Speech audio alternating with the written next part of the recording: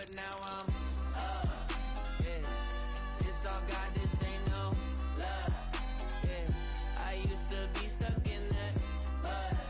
Yeah, yeah, I was down, but now I'm up. I was down, but now I'm up.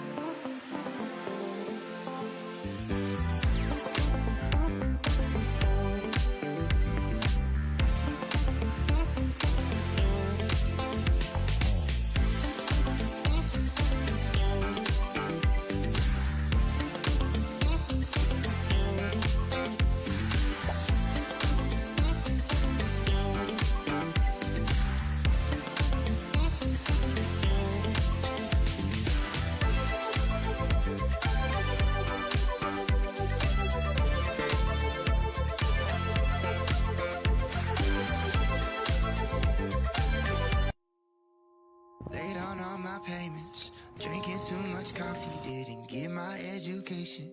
But no, that didn't stop me, I was raised by my computer and that television. Now they say I have no future, but I got blind ambition, yeah. Man, I'm on a mission, follow my own vision. I'm just trying to make a difference, I can't change the way I'm living. Take the chances that I'm given, hoping I don't miss them. And the only thing I wish is I'm just hoping someone listens, yeah. When that moment comes, will you grab it by the horns and run? Ooh, ooh. When it's said and done, are you proud of all that you've become? Hey, chào mọi người nhá.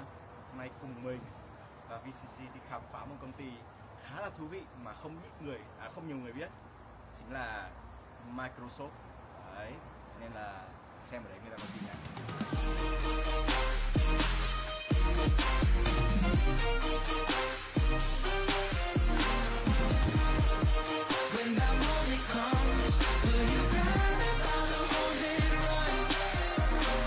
Đấy, review cho mọi người nhá.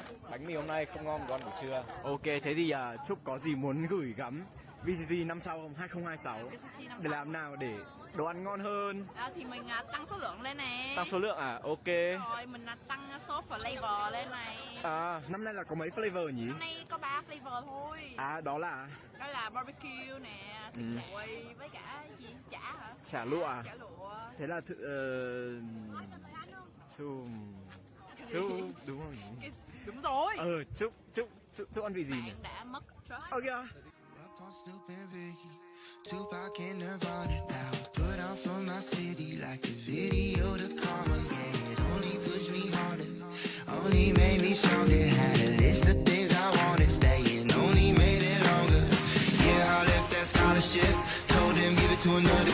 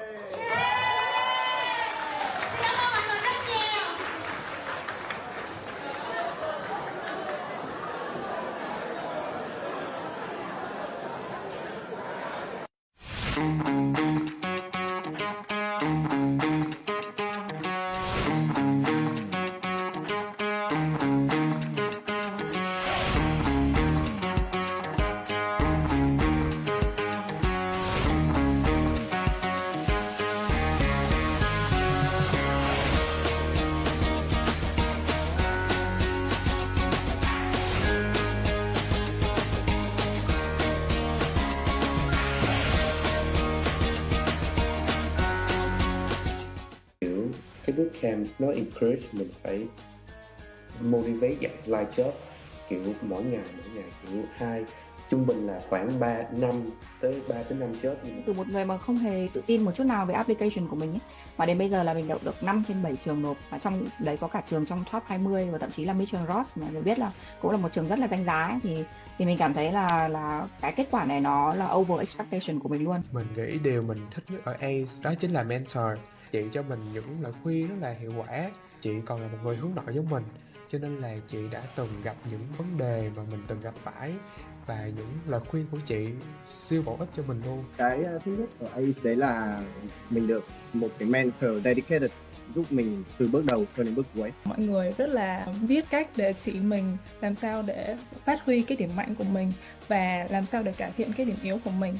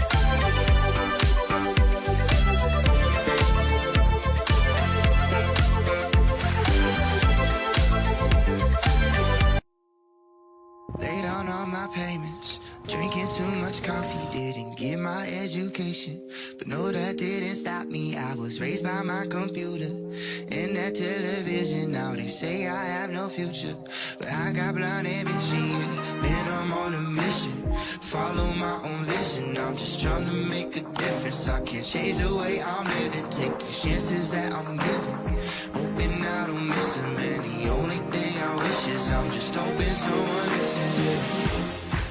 When that moment comes, will you grab it by the horns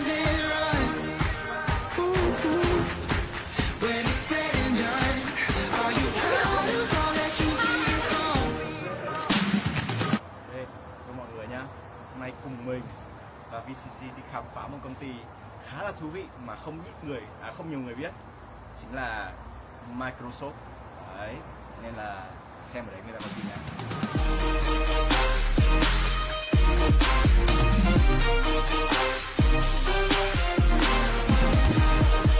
When that moment comes, will you grab it by the horns and run?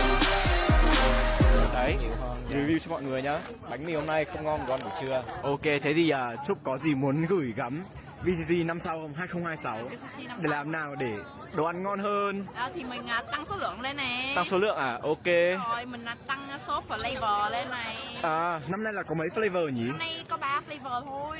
Đó là barbecue nè, thịt nguội với cả gì? Chả hả? Chả lụa à? Chả lụa. Thế là đúng không nhỉ? Đúng rồi. Chúc ăn vị gì nhỉ? Bạn đã mất trust. Ok.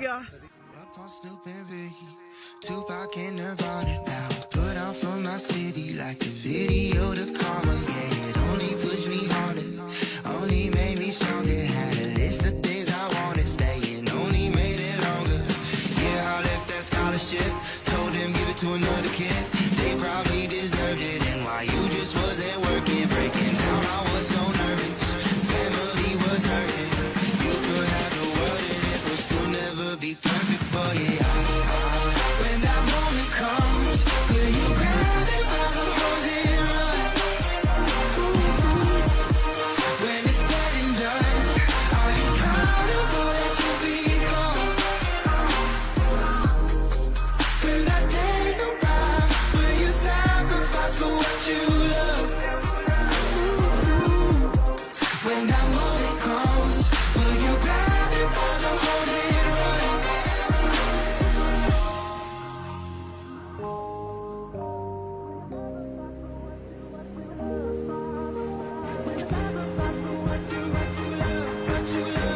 Will you sacrifice for what you love? Grab it by the horns and run. By the horns and run.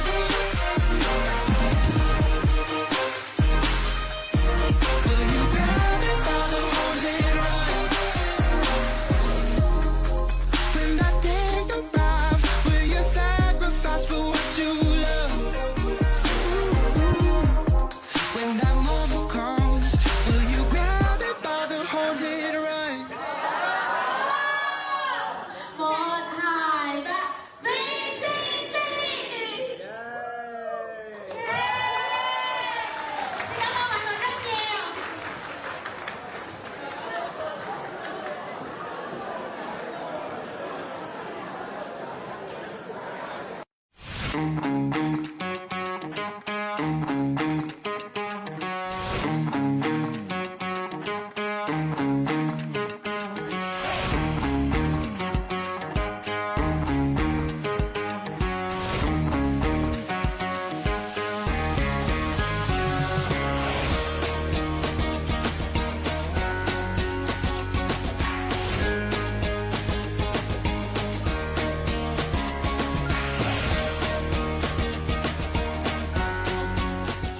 Kiểu cái bootcamp nó encourage mình phải motivate dạng live job, kiểu mỗi ngày kiểu trung bình là khoảng 3 tới 5 job. Từ một người mà không hề tự tin một chút nào về application của mình ấy, mà đến bây giờ là mình đậu được 5 trên 7 trường nộp, và trong những đấy có cả trường trong top 20 và thậm chí là Mission Ross mà mình biết là cũng là một trường rất là danh giá ấy, thì mình cảm thấy là cái kết quả này nó là over expectation của mình luôn. Mình nghĩ điều mình thích nhất ở ACE đó chính là mentor. Chị cho mình những lời khuyên rất là hiệu quả. Chị còn là một người hướng nội giống mình, cho nên là chị đã từng gặp những vấn đề mà mình từng gặp phải, và những lời khuyên của chị siêu bổ ích cho mình luôn. Cái thứ nhất của ACE đấy là mình được một cái mentor dedicated giúp mình từ bước đầu cho đến bước cuối. Mọi người rất là biết cách để chỉ mình làm sao để phát huy cái điểm mạnh của mình và làm sao để cải thiện cái điểm yếu của mình.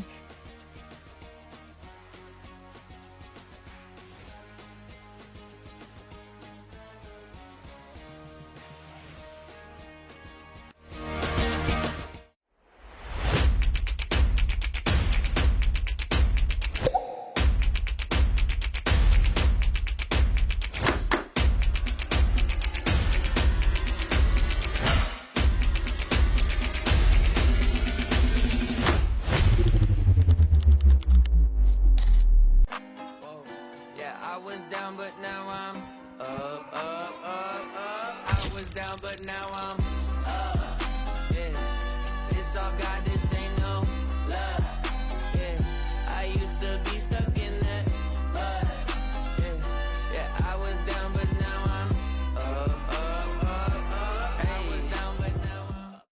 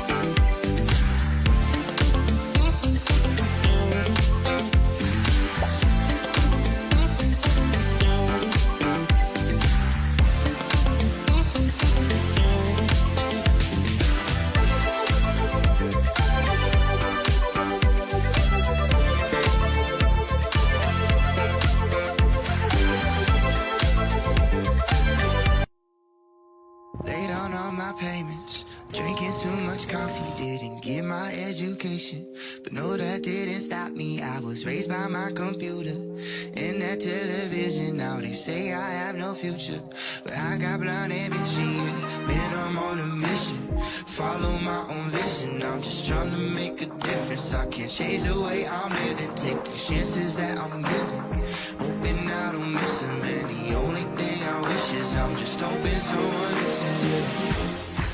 When that moment comes, will you grab it by the horns and run? Ooh, ooh. When it's said and done, are you proud of all that you've become? Hey, chào mọi người nhá. Hôm nay cùng mình và VCC đi khám phá một công ty khá là thú vị mà không nhiều người biết, chính là Microsoft. Đấy, nên là xem ở đấy người ta có gì nhá.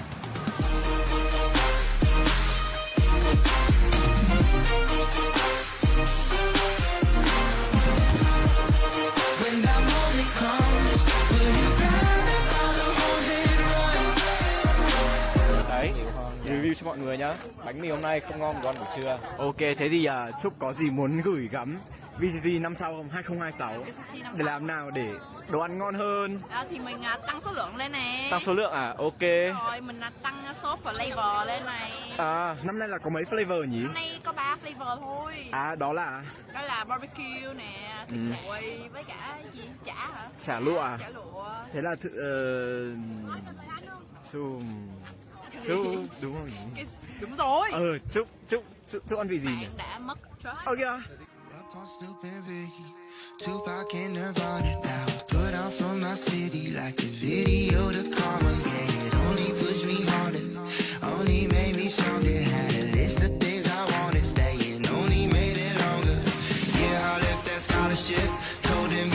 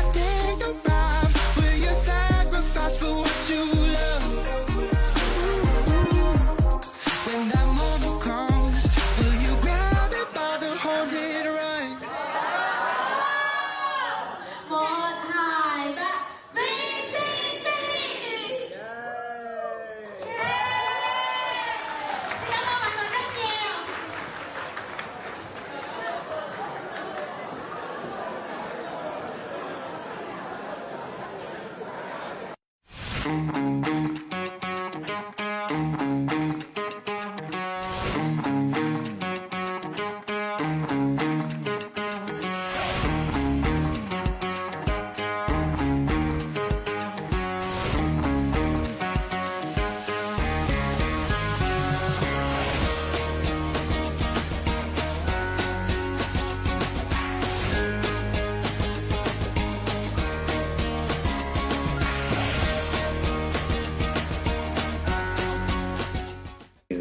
cái bootcamp nó encourage mình phải motivate dạng live job, kiểu mỗi ngày kiểu trung bình là khoảng 3 tới 5 job. Từ một người mà không hề tự tin một chút nào về application của mình ấy, mà đến bây giờ là mình đậu được 5 trên 7 trường nộp, và trong những đấy có cả trường trong top 20 và thậm chí là Mission Ross mà mình biết là cũng là một trường rất là danh giá ấy, thì mình cảm thấy là cái kết quả này nó là over expectation của mình luôn. Mình nghĩ điều mình thích nhất ở ACE đó chính là mentor. Chị cho mình những lời khuyên rất là hiệu quả. Chị còn là một người hướng nội giống mình, cho nên là chị đã từng gặp những vấn đề mà mình từng gặp phải, và những lời khuyên của chị siêu bổ ích cho mình luôn. Cái thứ nhất của ACE đấy là mình được một cái mentor dedicated giúp mình từ bước đầu cho đến bước cuối. Mọi người rất là biết cách để chỉ mình làm sao để phát huy cái điểm mạnh của mình và làm sao để cải thiện cái điểm yếu của mình.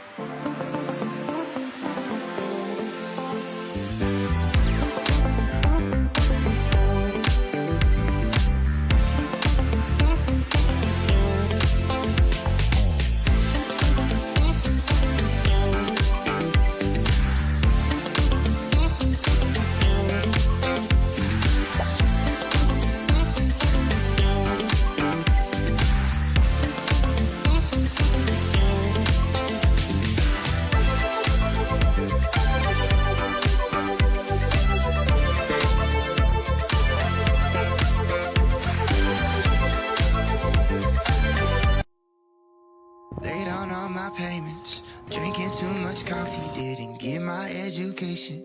But no, that didn't stop me. I was raised by my computer and that television. Now they say I have no future, but I got blind ambition, yeah. Man, I'm on a mission, follow my own vision. I'm just trying to make a difference. I can't change the way I'm living, take the chances that I'm given, hoping I don't miss them. And the only thing I wish is I'm just hoping someone listens, yeah.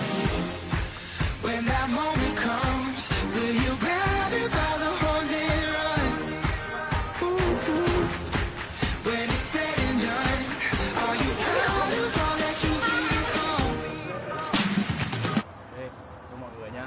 Hôm nay cùng mình và VCC đi khám phá một công ty khá là thú vị mà không nhiều người biết, chính là Microsoft. Đấy, nên là xem ở đấy người ta có gì nhá.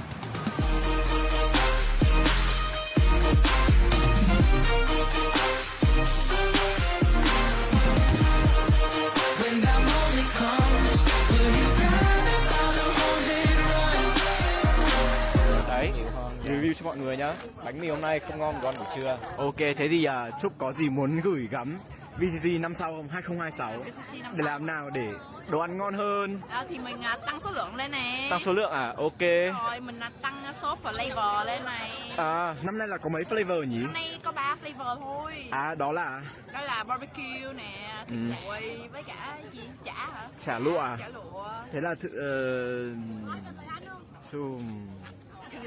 đúng không nhỉ? Đúng rồi. Chúc ăn vị gì nhỉ? Bạn đã mất trust. Ok. Up on Snoop and Biggie, Tupac and Nirvana. Now put on for my city like the video to karma. Yeah, it only pushed me harder, only made me stronger. Had a list of things I wanted, staying only made it longer. Yeah, I left that scholarship, told them give it to another kid. They probably deserved it, and while you just wasn't working, breaking down, I was so nervous. Family was hurting. You could have the world and it would still never be perfect for you. When that moment comes.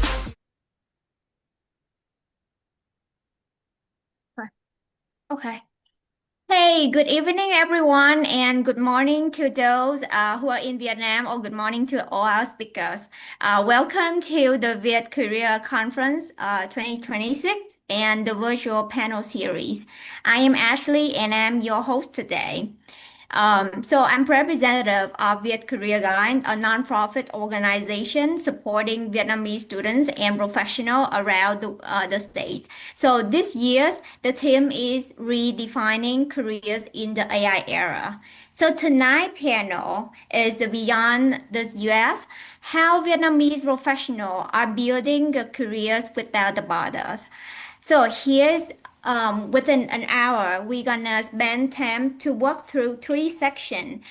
Section 1 gonna be why our panelists build a career beyond the States and why they choose to trade off.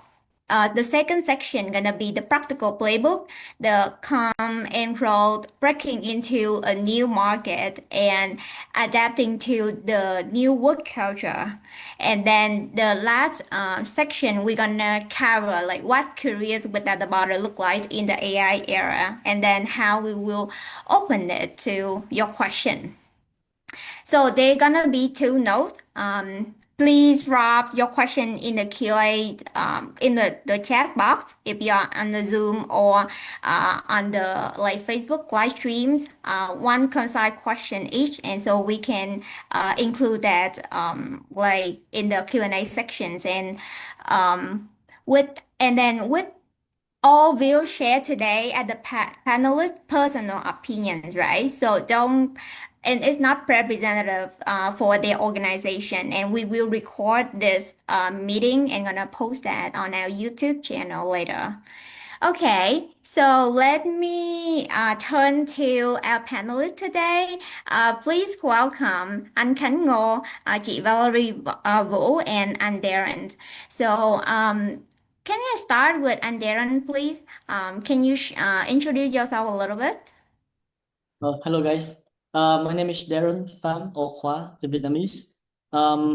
I live in Ho Chi Minh City now.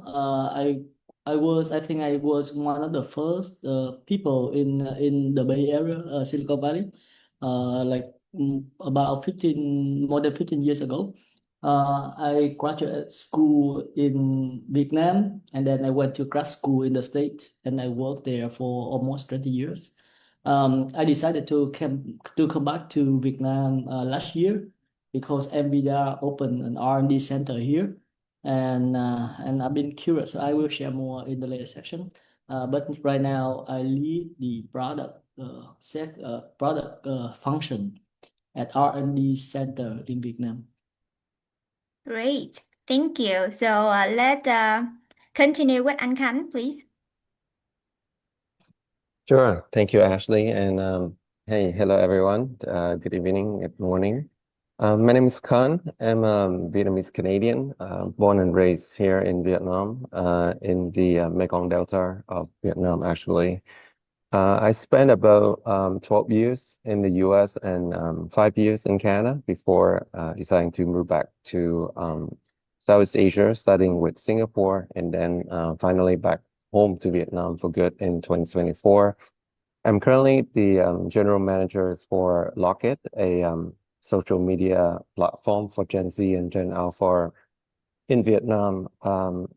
In Vietnam, we have a really large following of more than 10 million active users currently on the platform in Vietnam. And I'm helping to manage their Southeast Asia business. My background has mostly been in consulting and tech, with about 7 years in consulting in the States and in Canada, and then roughly 4 years at TikTok in North America and Southeast Asia as well. Pleasure to be here today with everyone, with the panelists and all of you. Thank you. Great, thank you. Anyone who is a Locket fan, can you please text that in the chat? Okay, let's let's continue with chị Valerie, please. Yeah, hi everyone. I'm actually a kind of daily active user of Locket because my husband and I are long distance, so we use Locket almost every day.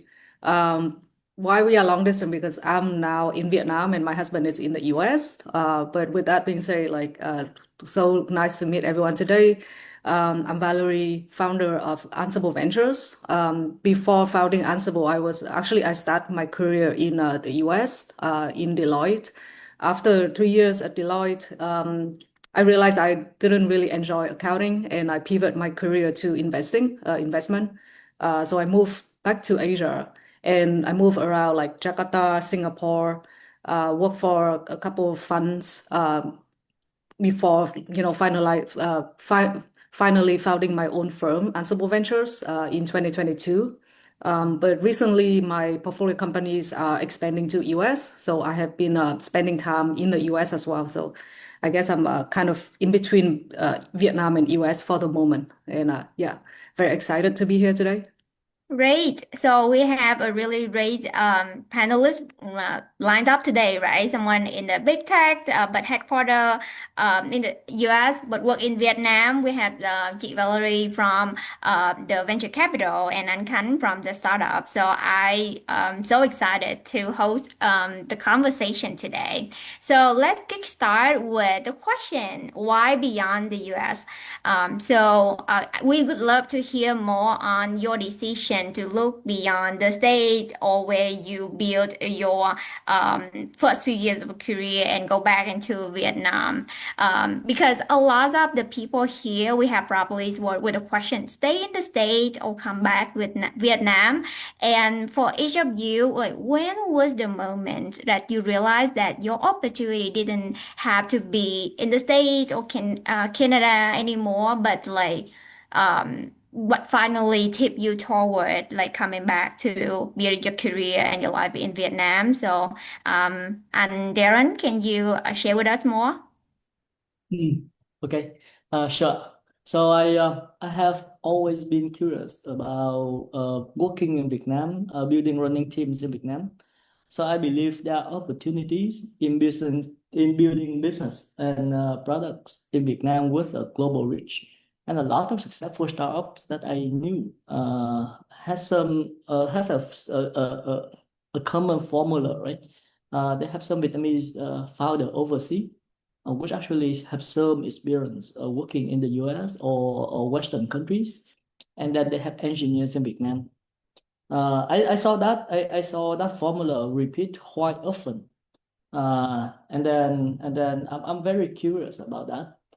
One thing is seeing it, but another thing is to truly embrace and understand it. And the best way to do it is to experience it. I also want I never worked in Vietnam for my whole working career, so I kind of want to have a connection back to the motherland, all the energy, enjoyment, massage, all the convenience, and also all the hassles it brings, right? So I've been thinking about it for a few years, especially during COVID, and then an opportunity fell onto my lap.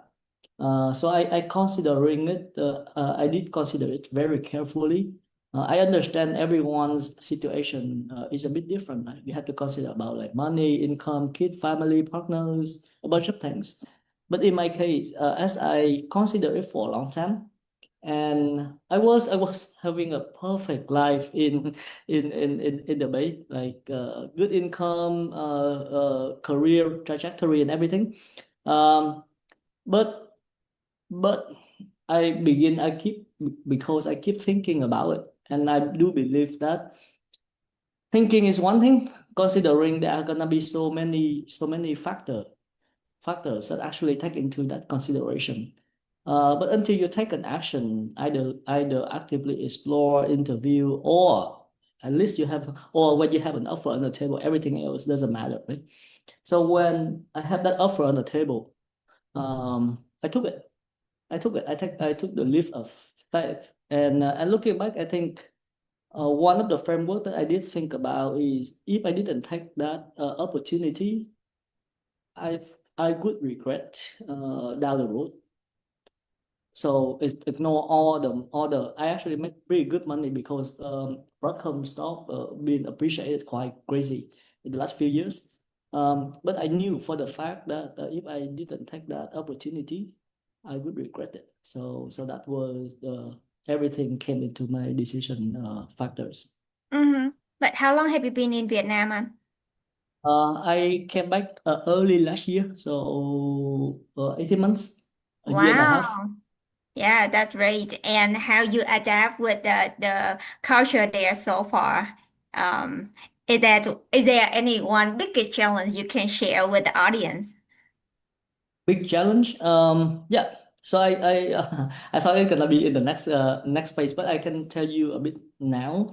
So I still need to learn how to lead teams and build a culture here. So I cannot assume that because I came from Silicon Valley, so I knew everything, right? That's the humility and learn. Like, hey, I'm here to share, to help, and also to learn and to have fun here. I think that that mindset is somewhat help me to stay strong because working in Vietnam has its own challenges. Just like any new company, but like now I actually have to have a new environment. Working with engineers in Vietnam is amazing. I love them to death. But the culture, like how you actually encourage them to speak up more. Now sometimes they write me an email that I have no idea what they are talking about. All these things, little small thing. And then you have to prove yourself too. You came from the valley for sure. You have a track record for sure. But are you able to build a successful product here, successful career here? You have to show results in order to earn respect and trust. All these things can be a bit stressful in the beginning. So take it with some humility when you start working in a new environment, and it's a blank page regardless. Like, well, I was a director at Broadcom VMware for like 5-6 years, right? But still, I can come back here. I came back like, hey, I'm here. I'm new here, so I still need to prove myself through the results. Yeah, great. Thanks for sharing. I think that great mindset, not for only those who come back to Vietnam, but who make the move in the career also need that mindset from you. So let's continue with Anh Khánh because I know you also spent your career in the States, in Canada, and now recently go back in Vietnam. Can you share with us more about your journey and then why you run a global consumer product from Vietnam instead of the Bay Area? Yeah, great. Thank you, Ashley. I think that's a great question. For me, I think the decision point to choose to go back to South Asia and then eventually to Vietnam is more, gradual. It's definitely a journey rather than a monumental like decision point or something like that. I think for me, obviously having spent the majorities of my adult life in North America, there was always this urge, urging behind my back to go back to Vietnam, to South Asia eventually. And I recall at that time I was in my second year of my tenure at TikTok in Canada. When I was hired, I was the first head of strategy for the Canadian market for TikTok. And I think the opportunity just came knocking on the door where the company offered me, a similar role, but for a much larger market, which is Southeast Asia. So they asked me to go back to Singapore and help lead the strategy team for TikTok in Southeast Asia, headquartered in Singapore. And it was definitely a not an easy and straightforward decisions. I think Darren's story definitely resonate a lot with me because you already had this fairly comfortable life where you are in the Bay Areas in Toronto in my case and things like that. Have friends, I have families in Canada, friends that I've known for 10, 15 years of my life and things like that. So leaving all of that behind is definitely not an easy decision. But I know that for my career and from a kind of like insider TikTok perspective, Southeast Asia is definitely one of the hottest growing markets for us, and it's also the geography where obviously TikTok strategically and deliberately chose to pick as sort of like a pilot markets for a lot of our shiny new products. For example, TikTok Shop is first launched in Indonesia and the first country in the world to roll out that e-commerce solutions.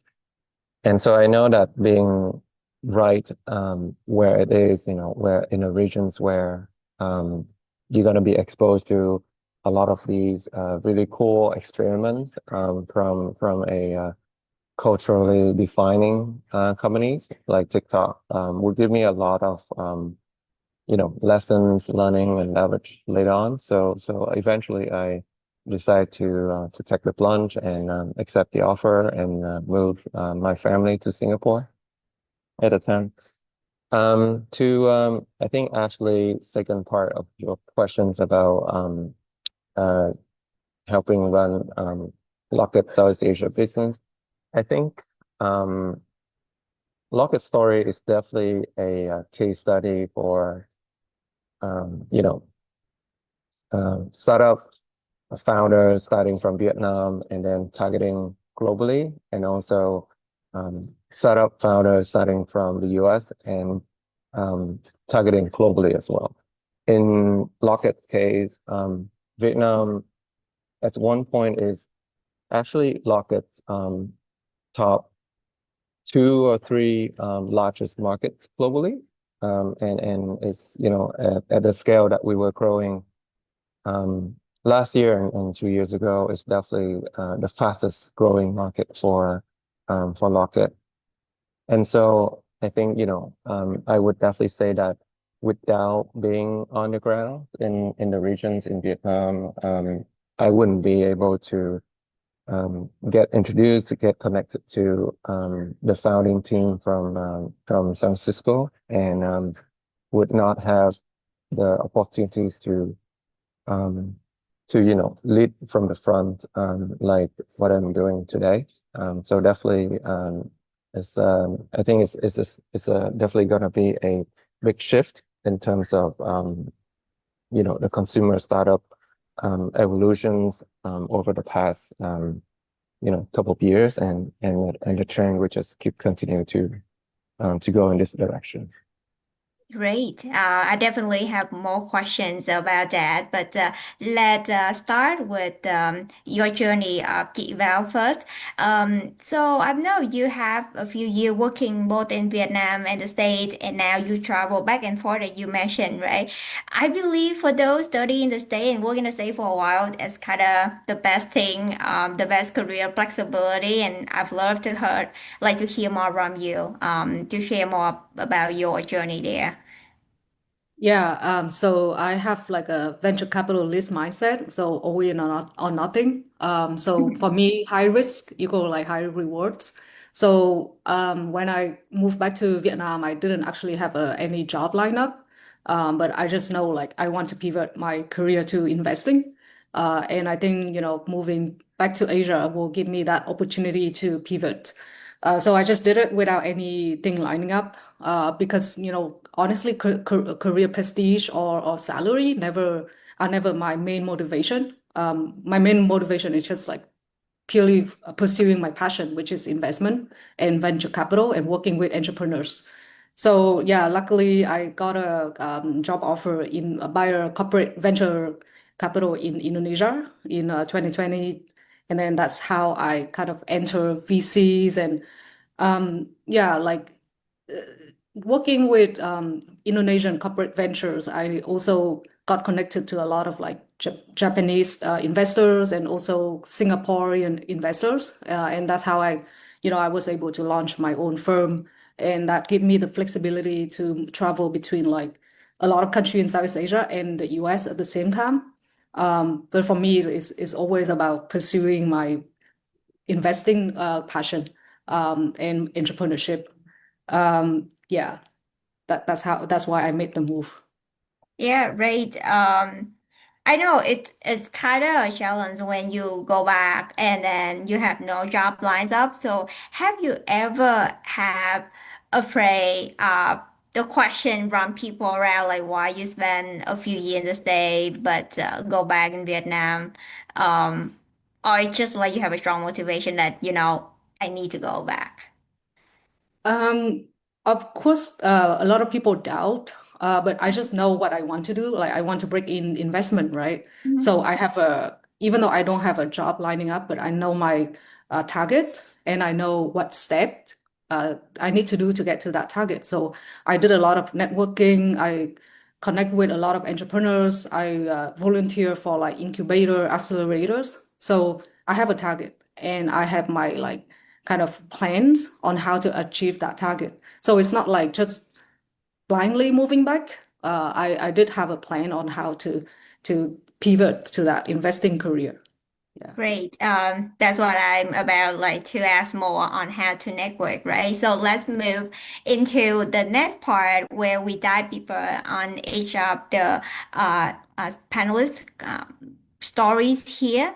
So let's continue with you Val a little bit. You mentioned about that you volunteer for the equator in Vietnam or like doing networking. So can you share with the audience more on like where you found that opportunities and like some of the tips to connect back with those in Vietnam or Southeast Asia? Yeah, this is very long time ago, back in 2019. I attended I think that was AppWorks, which is a Taiwanese accelerator event.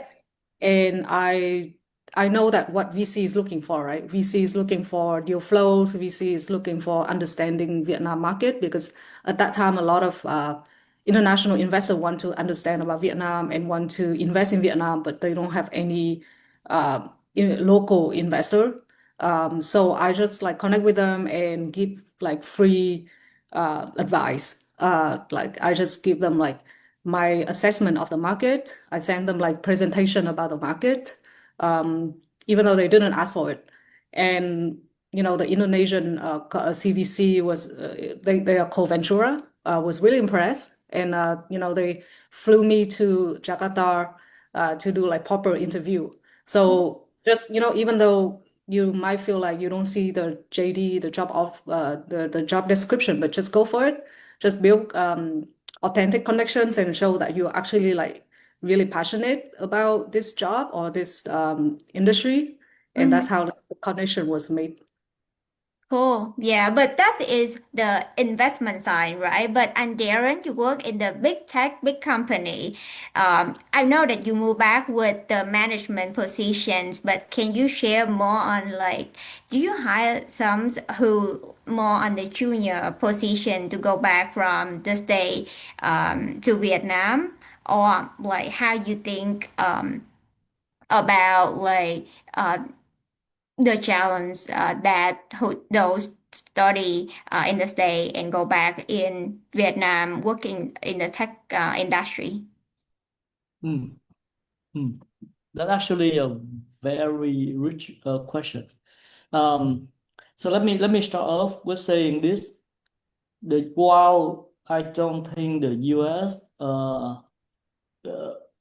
Still a requirement to sustain a highly productive career, this is still good launch base for you guys.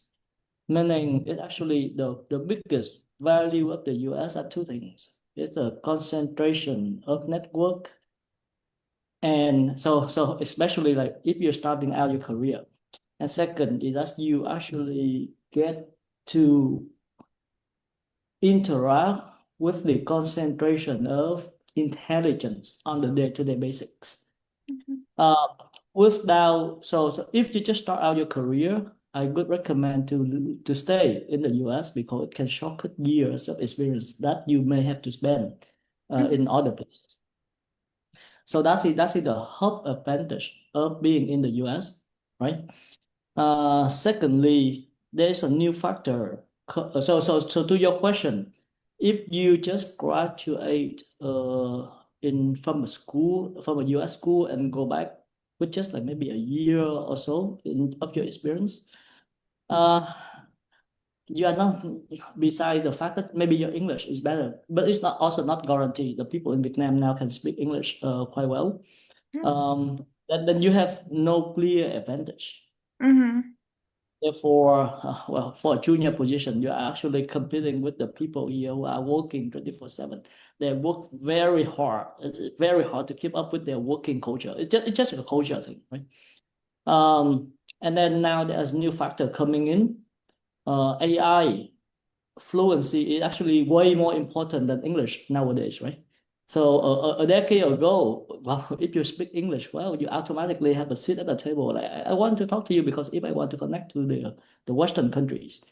But now AI is the new fluency. So if you just come back with some Western education, some mindset, but without clear experience, without some track record, and especially without the ability to use AI tools, which actually companies in the US now is actually very good at that as well. That I don't think you have advantage. So understand, like, not just because you went to school in the US, you automatically have an advantage compared to the student in Vietnam. Understand what's the value you bring to the table, right?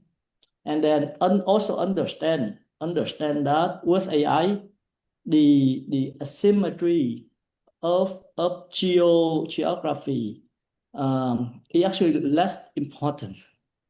That the competition for visibility now is global. A guy, an engineer in Vietnam very efficient in AI, Mhm. man, they can beat you. They can absolutely beat you.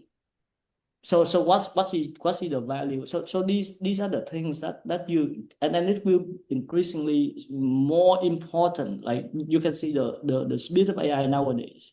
So it's increasingly more important that you actually need to be very fluent in AI and understand that the advantage of being only in the US is disappearing slowly.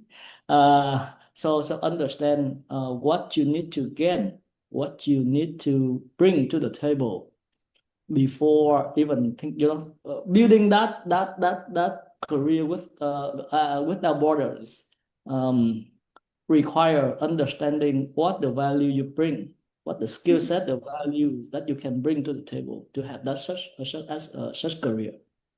Great. Yeah, I completely agree with you that the advantage of study in the Western country, I don't think that nowadays is much like 10 years ago. Because 8 years ago, when I first like finished my freshman, I come back to Vietnam and have an internship at a big four consulting firm because I think just because I speak English well. But nowadays, I can see that it's totally different. So back to anh Khanh, because I love to hear more. Different than and Darren, right? You moved from US, Canada, back to Singapore and Southeast Asia, closer to Vietnam before you come back to Vietnam. And then you have experience working at the big firm like TikTok, similar like social media to Locket right now. So do you think that is your advantage to come back and then to give advice to those more juniors, how you think on their journey, because you are different than and Darren, you not in tech, so in other like business area, how you think about that? Yeah. Thank you for the question, Ashley. I would say that the fact that I'm moving from one regions of TikTok to the other, actually a rather interesting experience for me personally, and also for I share with my colleagues at TikTok as well, because a lot of people move around different regions of TikTok a lot, and people always ask for advice like how you do it or what's the difference and things like that. I would say that in fact in my initial periods when I first moved to Singapore, coming from TikTok North America, is actually a bit of a like a almost like a deterrence. I mean, obviously coming from the largest market for TikTok globally give you a lot of like grabs and relationships within big organizations, which is always very, very useful.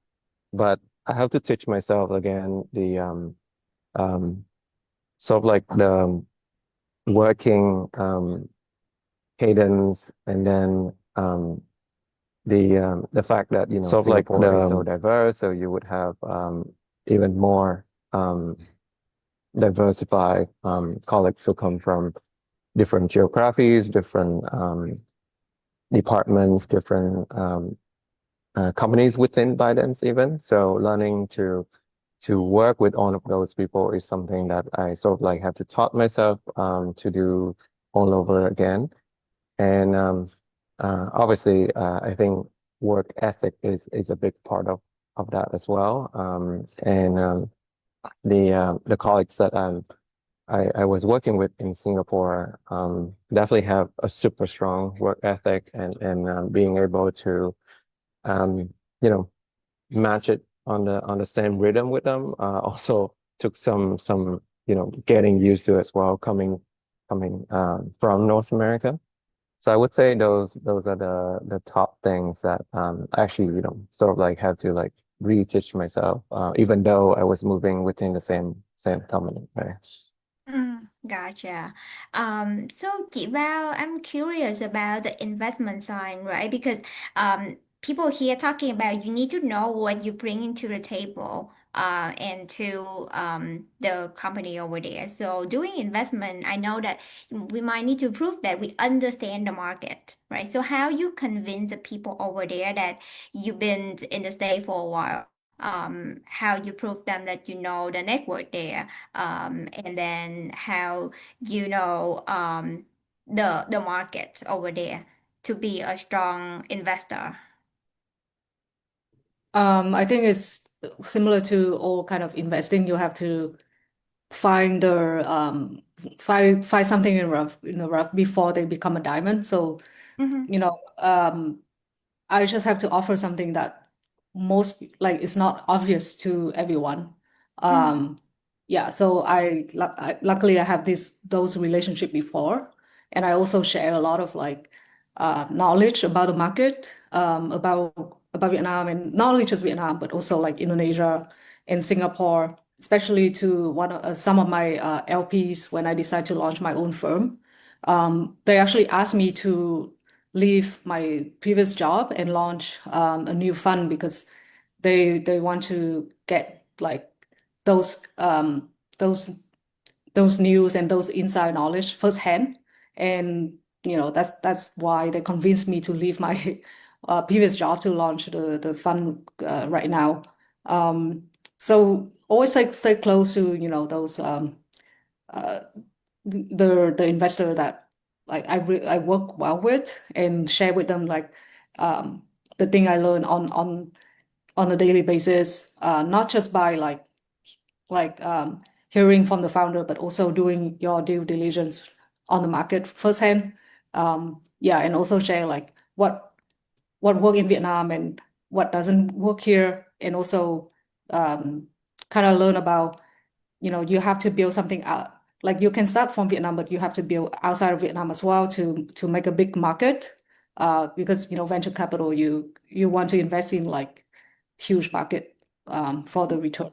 Yeah. And can you share a little bit more about your opinions of Vietnam markets, especially with the AI era? Yeah, you have to if a founder right now sharing that they build for Vietnam, I think the founder is not ambitious enough. In the AI era, you have to build for global, and there's no excuse anymore because AI can do so much. And even if you're selling software, or if you're selling a physical consumer product, there's always a way that to sell globally. So there's no more excuse. You just have to sell globally because honestly, Vietnam is still not a big enough market to have a venture outcome. So there's no excuse. You have to build a global company from day one. And yeah, you maybe have a tech team and have a support team in Vietnam, but you have to have ambition to go out of Vietnam. Sound That like actually made news, right? Sorry, that actually played to my point earlier, right? Because I see the common formula is that you have maybe one or two global founder and the tech team in Vietnam. And like Valerie said, even though I haven't seen a lot of founders that are actually entirely in Vietnam and successful to have a global, maybe they have global ambition, but building a company at a global scale from day one is easier said than done.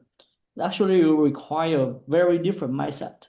And then besides, in order for you to have a successful business, what you need, right? You need talents, you need capital, you need market access. Okay, talents you may have. How do you get the capital? The way there's the only one Silicon Valley, and then maybe another one in Israel. The kind of capital in Vietnam is also not easy. No string attached. Failure can afford you some failure in the beginning. They don't have that patience. And also, how you actually can have access to the market in the US when you have a team when the founder is in Vietnam. So the ambition is there, but that's the area that I would say that's the value that you guys can bring to the table, right? You already have US access. I don't know US access to the US or understanding more of the US market. And then there are founders in Vietnam that are technically good. These are some of the formula that I think can work. Like a few companies I know, for example, Elsa, like Vu is a very close friend. Founding team, founder is Vietnamese US for a long time, and then she found a fairly successful company. I could even see the other way around. Even for companies like big company like VNG or Momo, how do they do global business, especially US? And sorry, I'm a bit I'm liberating here a bit, but I also like I've been thinking a lot about like why we have good engineers, but we have very little global software product. Like the good software product we name mostly are Vietnamese and the at most service the Southeast Asian market. Why can't we have a global brand in software? And working in Silicon Valley, I knew that our engineer here actually are quite good, like maybe 70% comparable to the engineer in the valley. So that's the question that I really want to understand more. I have some hypothesis, but I want to understand more. But I think the more I think about it, that's the value that if you have exposure, connection in the US and you want to have a career in Vietnam, that's the value you can bring to the table.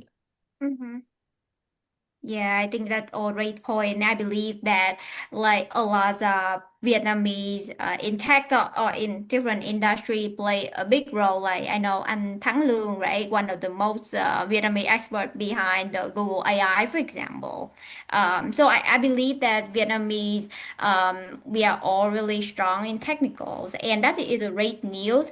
But the way back to Vietnam need more than that technicals all the panelists mentioned. So I think let's wrap up to the last sections. I know, Valerie, you mentioned you have like 3C, right? Capital, connection, and content. That's why like the overseas Vietnamese are uniquely positioned themselves right now. So can you share a little bit more about that? Yeah, I think going back to like what AI cannot replace human, I think it's a content. I think it's a creativity. So my portfolio company recently launched in the US, and we did a series of events, like over 6 cities in the US, like Austin, LA, San Francisco, New York City, and all the events cannot be done by AI. Like sure, AI help us a lot in terms of like marketing, in terms of logistic, but the actual like researching about culture in the US, like language, go to market, those cannot be replaced by AI. And that's especially in the event itself. You have to bring your authentic self to talk to like the influencers, to talk to like the press, to talk to the investor in the US, and none of those AI can replace. So that's the most important like C factor that I think in those 3 areas, like content, creativity, authenticity. Yeah. Yeah, I see a really big knock from anh Darren. You wanna like follow up anything from chị Val? You're on mute. Sorry. Yes, I totally agree. I totally agree. I am, because I work in AI, so I deal with it every day. So every day I wake up and I have a gazillion things, new things to catch up. So I can see how fast this has been growing. Tell you the truth, I actually don't know what a job will be in 3 to 5 years. I have no idea, given the speed of AI right now. So the only thing that you can prepare for this is, being ahead of the curve in terms of fluency of using AI, of building using AI, and then, like Valerie said, being creative, authentic, adaptive, being able to be flexible, and then what's the very core value that differentiate core things that differentiate people and AI. So right now, I cannot tell because no one knows for the fact that how job market will be even in 3 years. The only thing that we can do is try our best to prepare for it, like prepare ourselves for whatever change will come. Great. And lastly, I would love to hear from anh Khánh. You wanna share anything about AI? Like how I know that Locket is a great startup, and we would love to hear more from the startup perspective. Yeah, absolutely. One thing that I'm quite amazed, with what we currently doing is we obviously serving a increasingly large number of user base, and it's growing every day for us. But we still have a super lean team with us. We have roughly 17 full-time employees globally right now at Locket. And I know that our engineering team is also super lean as well. And I think with a consumer startup that gotten to our scale, just a few years ago, it would have been very, very difficult, and obviously you have to invest more, way more of your resources into hiring top tier engineering talents and things like that. Because for a consumer startup, much like many of them, we sometimes struggle with making sure that something like even as simple as our iOS and our Android apps, running smoothly, they both like up to par. The qualities, customer satisfaction is up to par on both products, and usually before that you have to maintain a large engineering team on both sides as well, and that require a different levels of like management, leadership, and also resources as well. But with the advance of AI nowadays, I think we managed to do that with way less engineering resources, and able to move so much faster to build the features that we want to build.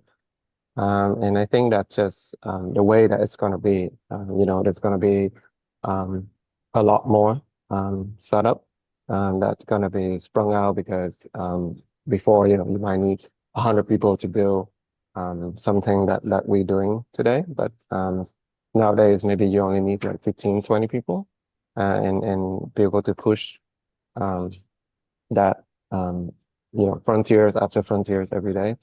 So I think that's quite an exciting time. I know it's probably going to be challenging for a lot of people who prefer a sort of like stable environment. You sticking with a job or like a corporate for 10, 20, 30 years of your lives. But I think for us in the next 5, 7, 10 years, I think fortunately or unfortunately, that's going to be the way it's going to turn out to be. Great. Yeah, I've been in the state for like we say 10 years. I don't say that my career is stable now, but kind of. And hearing your mindset sharing today is great. That really let me like myself need to think more about that. But let's open the room for the audience today. So I know a lot of people have dropped in the chat their questions. So feel free to drop more questions in the chat. I know and Darren do really great job to answer some of them. But I saw a nice questions. So about we talk a lot about define the AI fluency. Can some of you, like the panelists, share more how you define that AI fluency, because a lot of us knows about Claude, about ChatGPT, right? But we would love to hear more from you at the work experience or the leadership, how you evaluate the candidates when you interview or like your team in terms of the AI fluency. And Darren, you might want to start. No, that's actually easy, right? So the first step, talk with ChatGPT. That was like 3 years ago. And then the next one, the next level would be understanding all the if you actually on the intellectual level, you actually begin to understand all different layers of AI. So I will ask that question, like what do you think about AI? At least understand how LLM works. And then the next level would be you need to be able to build something with AI. So I will ask what have you automate in your career, in your job workflow using AI? And if you are not able to show me anything like that, then you are already behind the curve. Because right now building AI with cloud code is so easy, and there is absolutely no excuse that you haven't started. There's a lot of excuses. None of them are valid. Let's put it that way. And then of course they're gonna be the even next level, right? For example, for those engineers here, if you are an engineer, I will ask next, what you think about what product and product that you use. Give me your GitHub, and I'll take a look. Because if you don't build something as a hobby, then I will also question your growth mindset, some of the proactiveness. Because guys, if you work in tech, right, or any profession, and if you are not fluent in AI yet, your job absolutely in danger. But some argue that we are not in tech, right? For example, in marketing or in, I would say, business. So like, I don't know if Darren can share, or anh Khanh chị Vào can share on like the business side, how you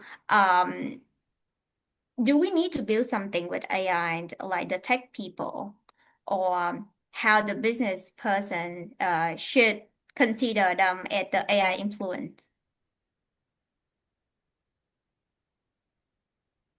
Val, you want to go first? Yeah, I can go first. Yeah, if you have business or marketing roles, you also have to build things with AIs. Like OpenClaw, that's the thing. Earlier this year, I was hooked to. So I built an ultimate system with OpenClaw. And then in terms of marketing, Gamma, Midjourney, Pika, everything. Like, yeah, that's all AI now. Right. Yeah, the only thing I would add is I think the intention and the motivation to do things, to me, when I interview anyone, whether it's in on the business side of thing or like more on the technical side of thing, is more important. You have to show, much like your friends in advertising or any sort of like creative jobs before, right? You need to come in with a portfolio of your own, like what do you do for fun on a hobby, because like Darren was referring to, it's so easy to build anything nowadays. So there's no good excuse to say that, I don't have the knowledge in X, Y, and Z technical skill that I cannot build this thing that I always want to. Start with something small first, something that you may find annoying every day, like scheduling meetings and things like that. Build like a simple AI agents of your own to solve your own problem first, and then be able to talk about that during your interview. I think will definitely carry you a long way. Yeah. And someone to ask question about the resources. I'm not sure if so you can share a little bit about the resources that you recommend the junior person can start picking up AI.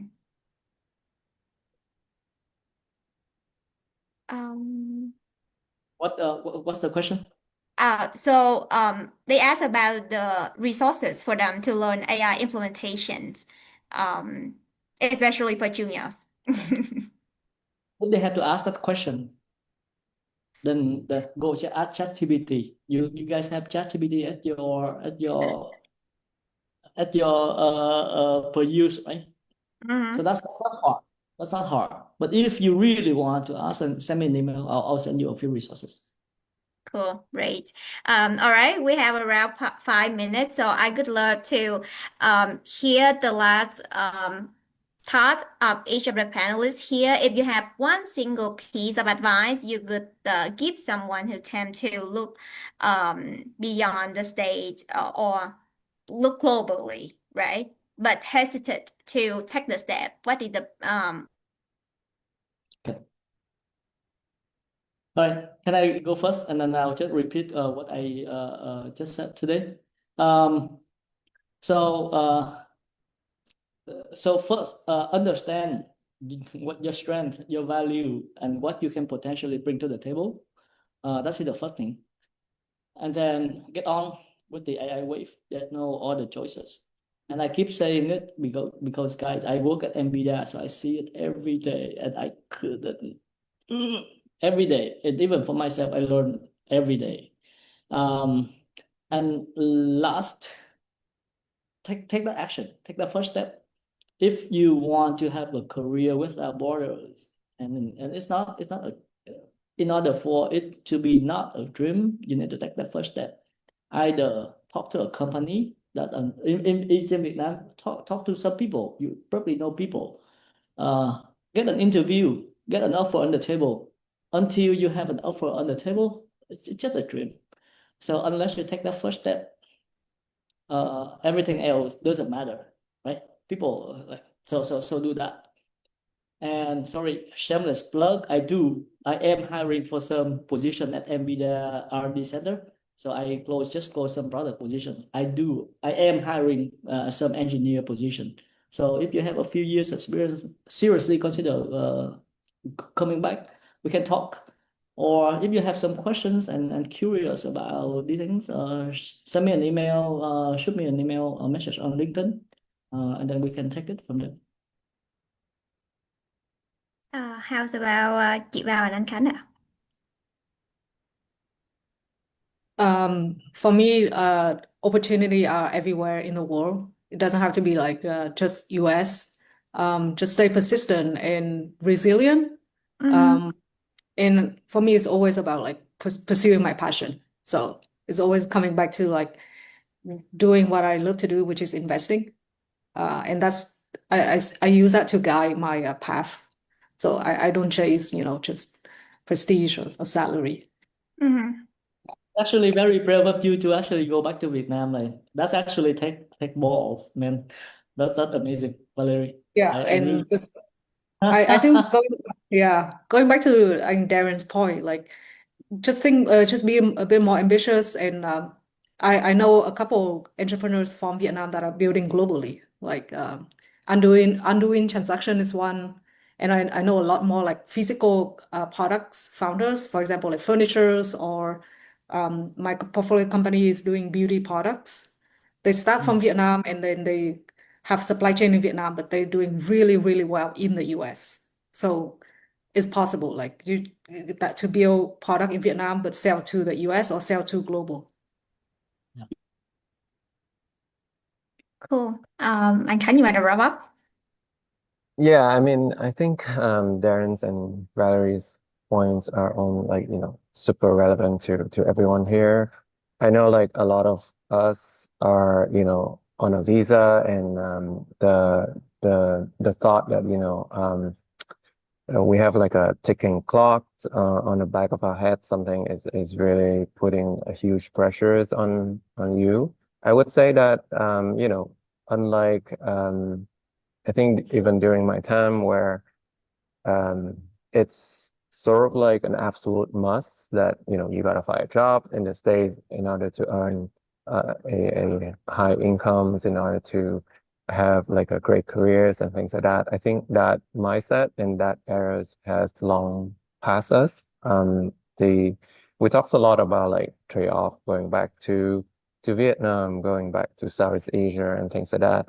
The fact that, you know, I've seen more and more positions, job vacancy in the US, in Vietnam, that you know, managed to match to a lot of the equivalent pays in Singapore, in US, for example, with, you know, much better cost of living, and closest families and all of that.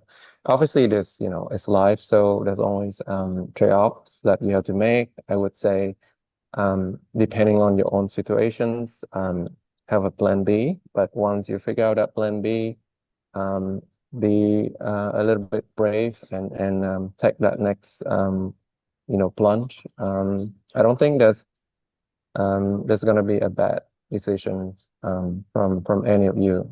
You know, if you're willing to work hard, expose yourself, and I think you can do great things anywhere in the world nowadays. Great. Yeah, I believe so too. So, I know there's a few more questions in the chat. We will collect those questions and then might send to our guests to answer that for you if we don't have a chance today. But because we are time, so I would love to wrap up with a huge thank you to chị Valerie and Darren and Khanh to spend like your early morning with us today to share with all the audience and to kickstart the Viet Career Conference series. We have some technical at the beginning, but thanks so much for everyone patient. And the replay will post on our YouTube channel.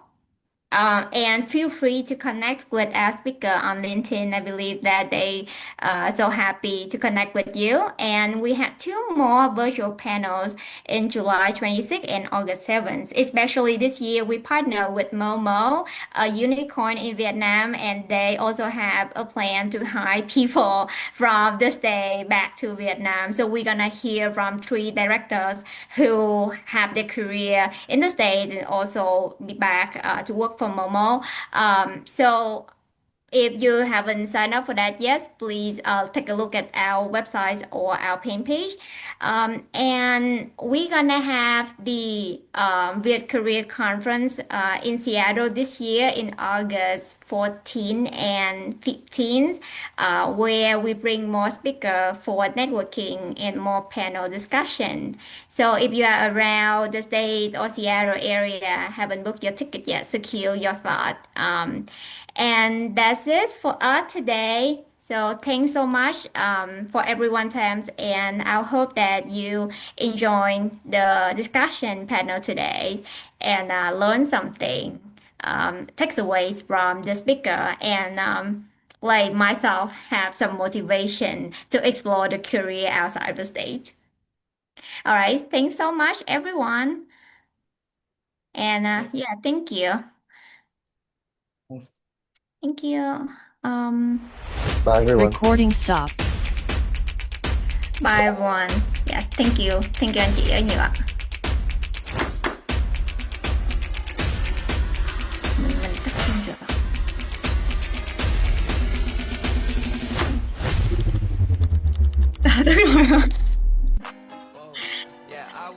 ạ. Nói hay quá Ashley ơi. Chết. Okay. Good job. Hello chị, hello anh. Long time no see. Oh my gosh. Tuni.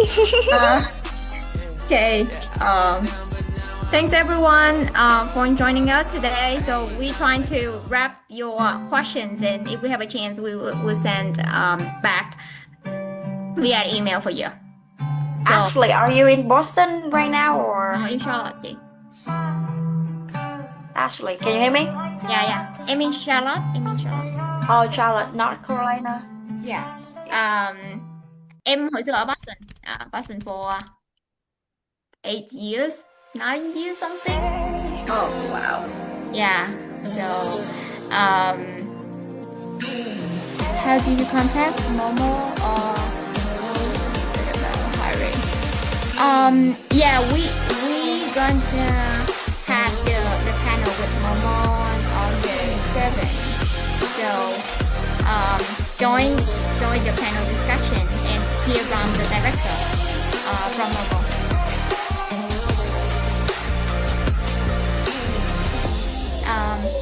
We're gonna close the room right now. So thanks everyone for staying, and hope to see all.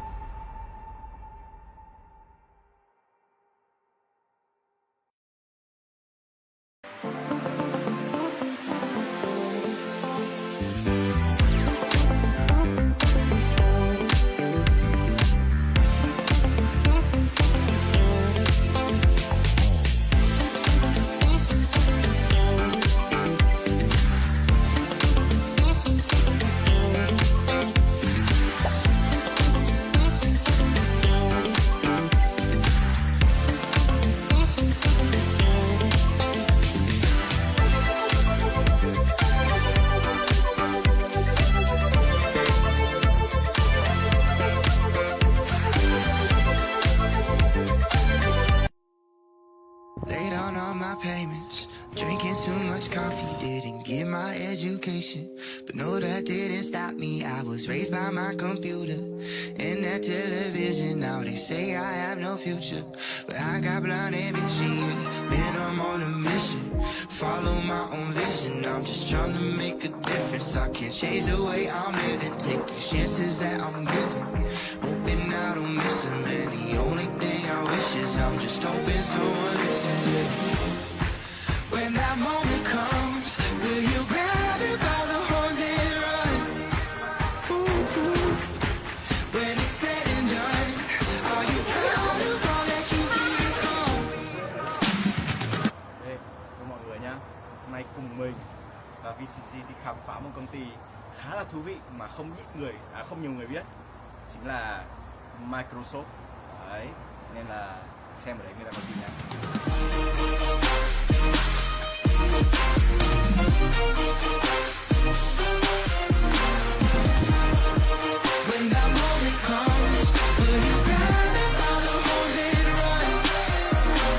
Đấy, review cho mọi người nhá. Bánh mì hôm nay không ngon, đồ ăn buổi trưa. Ok, thế thì Trúc có gì muốn gửi gắm VCC năm sau không? 2026 để làm nào để đồ ăn ngon hơn? Thì mình tăng số lượng lên nè. Tăng số lượng à? Ok. Rồi mình tăng số flavor lên này. Năm nay là có mấy flavor nhỉ? Năm nay có 3 flavor thôi. Đó là barbecue nè, thịt chuỗi với cả gì? Chả hả? Chả lụa à? Chả lụa. Thế là đúng không nhỉ? Đúng rồi. Chúc ăn vị gì nhỉ? Bạn đã mất trust. Ok. Up on Snoop and Biggie, Tupac and Nirvana. Now put on for my city like the video to karma. Yeah, it only pushed me harder, only made me stronger. Had a list of things I wanted, staying only made it longer. Yeah, I left that scholarship, told them give it to another kid. They probably deserved it, and while you just wasn't working, breaking down, I was so nervous. Family was hurting. You could have the world and it will still never be perfect for you. When that moment comes, will you grab it by the horns and run? When it's said and done, are you proud of all that you've become? When that day arrives, will you sacrifice for what you love? When that moment comes, will you grab it by the horns and run?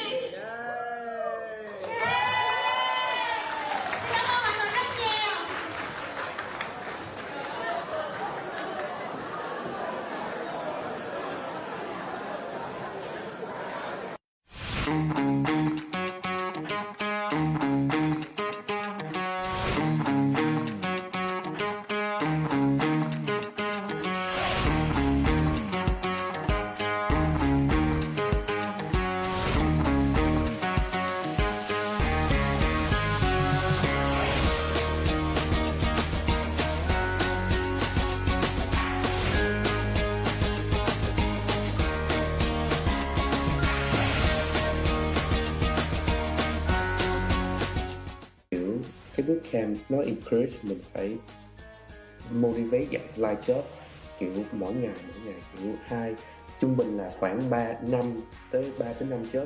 Từ một người mà không hề tự tin một chút nào về application của mình ấy, mà đến bây giờ là mình đậu được 5 trên 7 trường nộp, và trong những đấy có cả trường trong top 20 và thậm chí là mission Ross mà mình biết là cũng là một trường rất là danh giá ấy, thì mình cảm thấy là cái kết quả này nó là over expectation của mình luôn. Mình nghĩ điều mình thích nhất ở ACE đó chính là mentor. Chị cho mình những lời khuyên rất là hiệu quả.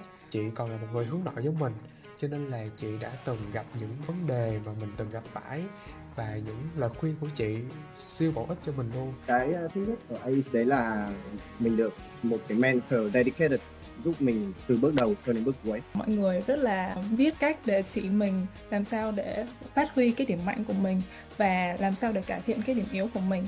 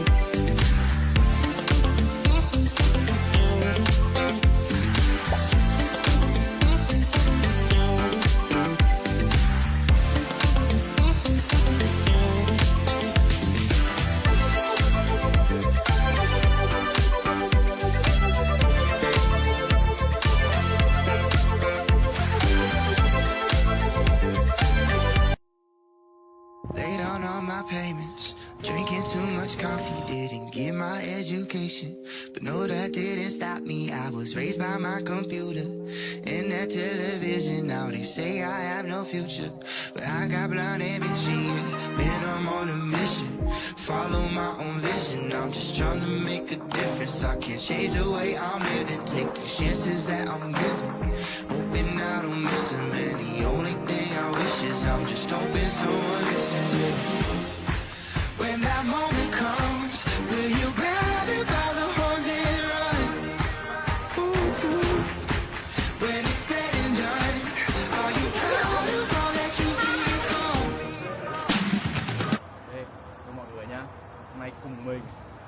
VCC đi khám phá một công ty khá là thú vị mà không nhiều người biết, chính là Microsoft. Đấy, nên là xem ở đấy người ta có gì nhé.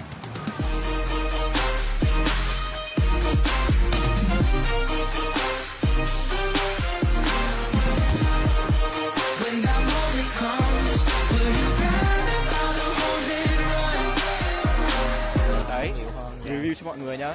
Bánh mì hôm nay không ngon, đồ ăn buổi trưa. Ok, thế thì Trúc có gì muốn gửi gắm VCC năm sau không? 2026 để làm nào để đồ ăn ngon hơn? Thì mình tăng số lượng lên nè. Tăng số lượng à? Ok. Rồi mình tăng số flavor lên này. Năm nay là có mấy flavor nhỉ? Năm nay có 3 flavor thôi. Đó là barbecue nè, thịt chuỗi với cả gì? Chả hả? Chả lụa à? Chả lụa. Thế là đúng không nhỉ? Đúng rồi. Chúc ăn vị gì nhỉ? Bạn đã mất trust. Ok. On Snoop and Vicky, Tupac and Nirvana. Now I put on for my city like the video to karma. Yeah, it only pushed me harder, only made me stronger. Had a list of things I wanted, staying only made it longer. Yeah, I left that scholarship, told them give it to another kid. They probably deserved it, and why you just wasn't working, breaking down. I was so nervous, family was hurting. You could have the world and it will still never be perfect for you. When that moment comes, will you grab it by the horns and run? When it's said and done, are you proud of all that you've become? When that day arrives, will you sacrifice for what you love? When that moment comes, will you grab it by the horns and run?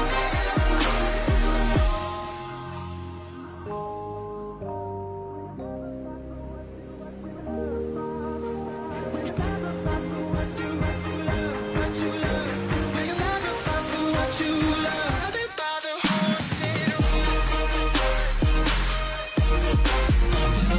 By the horns and run.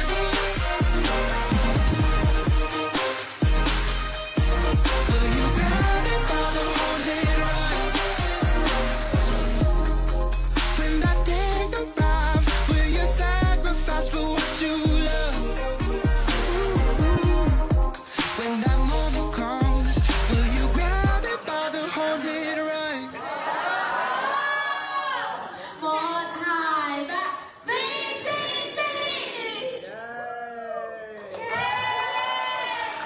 Cảm ơn mọi người rất nhiều.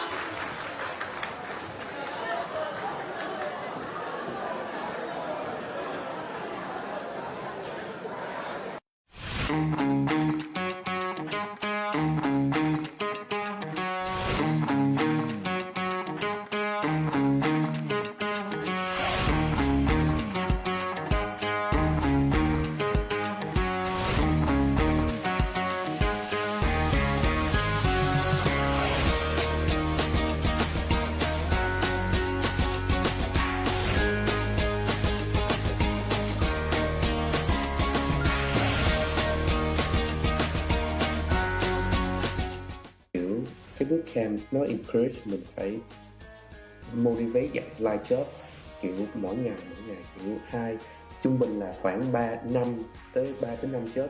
Từ một người mà không hề tự tin một chút nào về application của mình ấy, mà đến bây giờ là mình đậu được 5 trên 7 trường nộp, và trong những đấy có cả trường trong top 20 và thậm chí là Mission Ross mà mình biết là cũng là một trường rất là danh giá ấy, thì mình cảm thấy là cái kết quả này nó là over expectation của mình luôn. Mình nghĩ điều mình thích nhất ở ACE đó chính là mentor.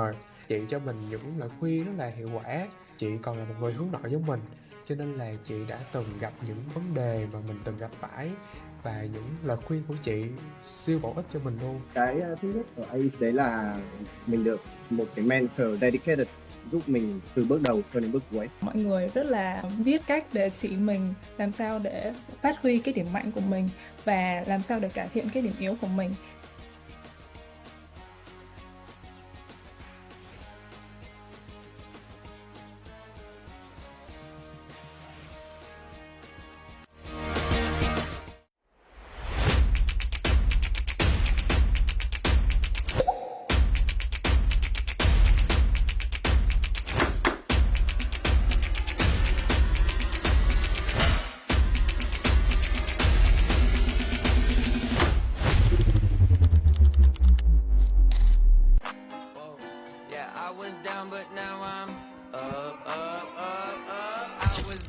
now I'm up.